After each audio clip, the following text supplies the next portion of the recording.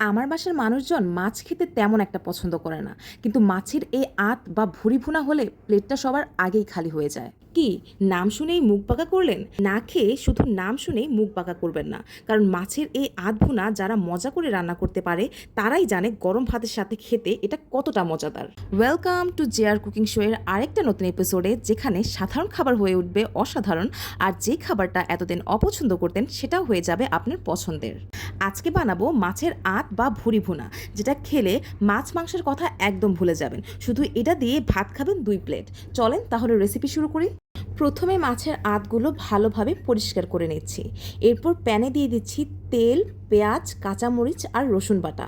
এবার দিয়ে দিচ্ছি পরিষ্কার করা মাছের আঁতগুলো। এখন দিয়ে দিচ্ছি হলুদ, মরিচ আর লবণ। সব কিছু ভালোভাবে কষিয়ে নেওয়ার পর দিয়ে দিচ্ছি টমেটো আর ধনিয়া পাতা।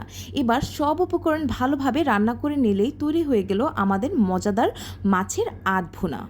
এবার গরম গরম ভাতের সাথে এটা খেয়ে দেখুন, স্বাদটা মনে থাকবে সারা জীবন। এরকম আরও মজার মজার রেসিপির জন্য জেআর কুকিং শো এর সাথেই থাকুন।